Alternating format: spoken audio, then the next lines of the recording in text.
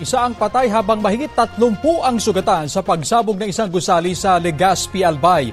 Sa Mangaldan, Pangasinan naman, patay ang isang lalaki matapos na makaladkad ng dump truck.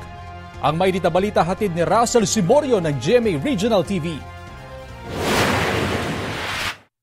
May mag-amang nabangga at nakaladkad ng dump truck sa Mangaldan, Pangasinan. Papunta sana sila sa isang lamay nang mangyari ang insidente. Nasawi ang 27 anyos na anak na isang OFW.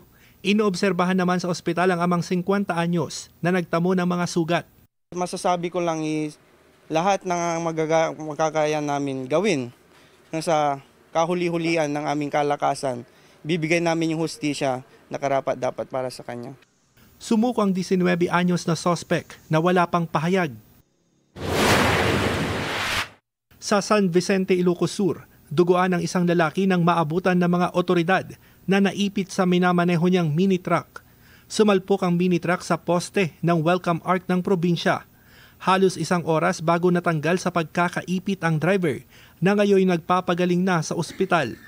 Base sa investigasyon ng pulisya, ang sugat na natamo ng biktima ay hindi nakuha sa aksidente kundi sasaksak sa kanyang braso. Makikipagkita raw sana ng biktima sa babaeng textmate. Nang makarating sa kanilang meeting place, lalaki ang dumating at nanaksak sa biktima. Sa takot at pagmamadaling isugod ang sarili sa ospital, nadisgrasya ang biktima.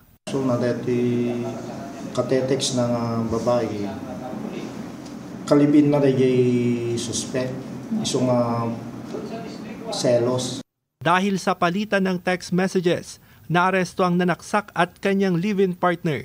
Dahil victim dito San Vicente, no, ang gapukan niya na, inamin naman nga dahil cellphone number nga dahil kit bagi na.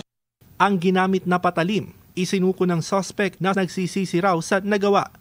Hindi nakapanayam ng news team ang suspect at kanyang live-in partner na sumasailalim sa inquest proceedings. Pareho silang maharap sa kaukulang kaso ayon sa PNP. Sa Buena Vista, Quezon, patay ang isang batang 1 taong gulang matapos masagasaan ng isang rescue vehicle. Yung victim na bata na 1-year-old ay kasama ng ate niya, parang 15 years old. Yung akay-akay niya po, bumili siya sa isang tindahan, parang nalingat siya, sir ba?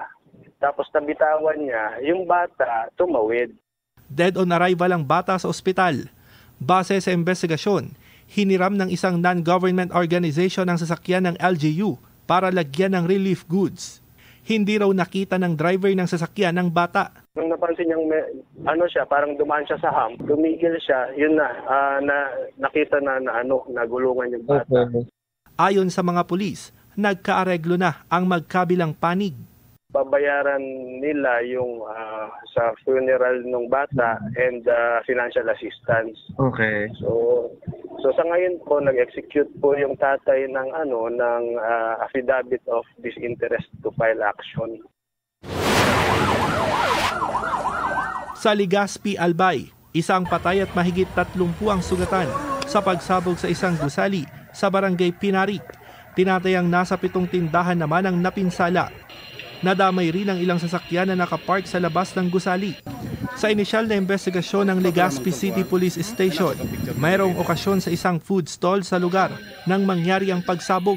Nagluluto po ako that time, tapos bigla pa ako may narinig na pagputok po. Kala ko po transformer, tapos nung lumabas po ako, nakita ko po, sumabog po yung sa building. Sobrang lakas niya po, para po siyang lumindol.